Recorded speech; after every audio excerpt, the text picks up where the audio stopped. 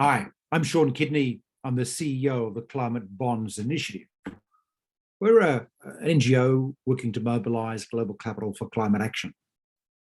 I want to talk about the property sector, and I also want to talk about the critical importance of the work of the Green Building Councils around the world in terms of what we're trying to do, and kind of ask for more deeper connections about how we achieve or address this challenge that we're facing of climate change, which is like a freight train coming in the tracks at us.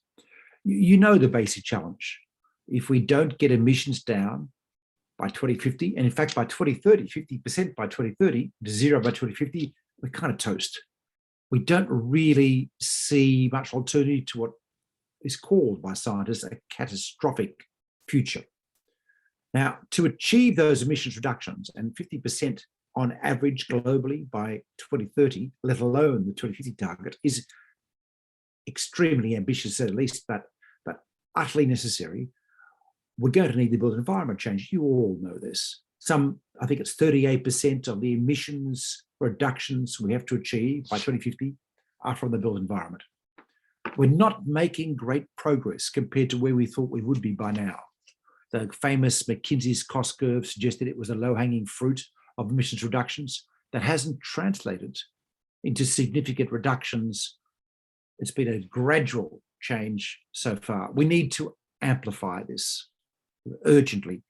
But while we're at it, we have to address something else, which is resilience. Unfortunately, we've kind of lost the fight for climate change. It's now going to happen. We're now in a fight to stop catastrophic climate change.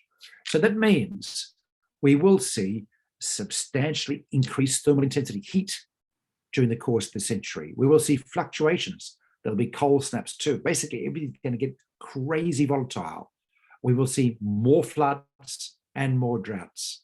Physical impacts on the built environment are changing.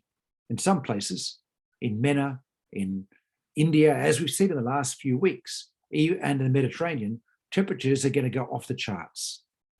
How does our built environment respond to this? And that's obviously not just the envelope of the buildings we're looking at, but the area around it. You know all the stories of planting trees, ambient temperature reductions, and so on. But as we know, it's much more than that. This is an extraordinary challenge that we have to act on fast. If we are to make the changes required in the time, we're talking about the next 24 months as the planning period. We kind of need everyone to be across this issue really quickly. Then we need to act in terms of regulation, in terms of incentives, in terms of government guidance to the market pretty quickly. The solutions are well known. It's not as if this is particularly rocket science around construction methods and so on. I mean, application, that's another point, I get that, but we sort of know what to do. We know about urban form in general, as well as the built environment. There are, of course, cost challenges. Rolling out prefab social housing in Latin America that is also thermally efficient is happening, but it's a challenge. We know that. The critical thing is we have to start deciding what are the minimum benchmarks we will meet going forward, and alternatives just shouldn't be part of the planning mix. We know the whole thing will require a lot of capital. In emerging markets around the world, we are in the process of building a huge string of cities of 20 million people, vast. Some of these are larger. The city of Lagos is expected to be 100 million people by the end of the century. There's a hell of a lot of built environment creation involved in all of these cities. We, of course, need that built environment to be clean, green, resilient in a way that it hasn't been enough in the past. That's our challenge going forward. The capital required is massive. It's, globally in the transition to a low carbon economy, overall, we need to see about 9.2 trillion, according to a study by McKinsey's earlier this year, invested each year between now and 2050. And then resilience will be on top of that. We do know that a lot of that is repurposing existing capital. That is, we're building stuff anyway, make sure we build it to the right procurement levels, requirement levels. Standards and criteria for what needs to be done are of essence here. We have shown that the money will move. We've built so far in the green bond market the the fastest growing asset class on the planet, $1.8 trillion outstanding. That's US dollars, not Australian or New Zealand dollars or Canadian dollars. And it is growing by something like 50 to 70% this year, and we expect similar growth next year. A large chunk of that, not large enough, but about $350 billion of that are green property bonds. Everyone from banks to mortgage providers like Obvion, or secondary market mortgage providers like Fannie Mae, to property companies like Investor in Australia. This is clearly working. The gap we have found is clarity about what qualifies. We have a growing appreciation of the emissions side of those metrics in the European taxonomy of sustainable finance, which guides sustainability disclosure in Europe now by regulation. There's a very clear measure, which is based on a top 15% of energy performers in any one market. This broad approach is drawn on from the Climate Bonds Initiative approach that's been in operation for 8 years, and that we have worked in and brought to market in collaboration with green building councils in a number of countries, notably Australia and Singapore, and working with the Americans, US Green Building Council, and more recently the Indian Green Building Council.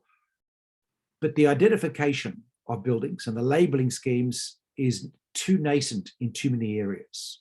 We're having difficulty in the Greater Barrier of China. We have a difficulty in Latin America. In Latin America, there are hardly any green property bonds, purely because we simply can't tell which buildings qualify easily in a way that a bank can help. This is an area where I think the green building councils, by aligning labeling schemes globally with the emerging harmonized approach as represented in the common ground taxonomy between Europe and China, could have an incredibly important role in fast tracking, turbocharging the flow of capital. If we can be clear about what qualifies, we know we can create a preferential market. The green bond market around so far shows that green property bonds, as distinct from ordinary property bonds, are already way oversubscribed. They get better pricing in liquid currencies than some other currencies.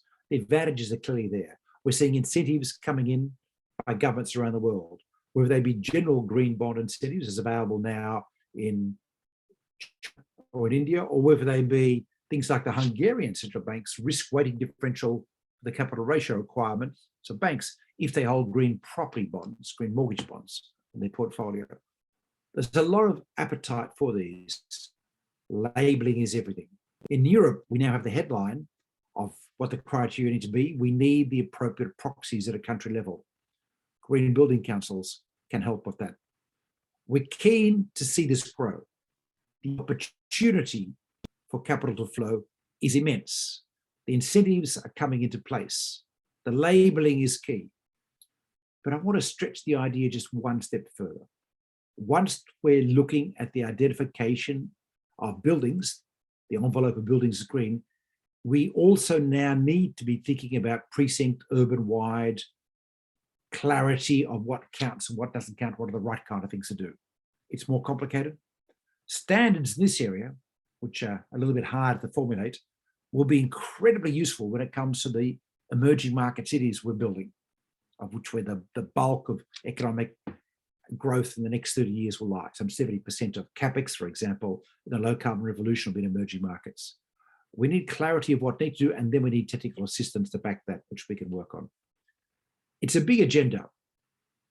The capital is starting to flow, but the 350 odd billion of green property bonds that are out there should be 3.5 trillion or higher. It needs to be a lot bigger than it is now. We look forward to working with you on making this happen. Thank you.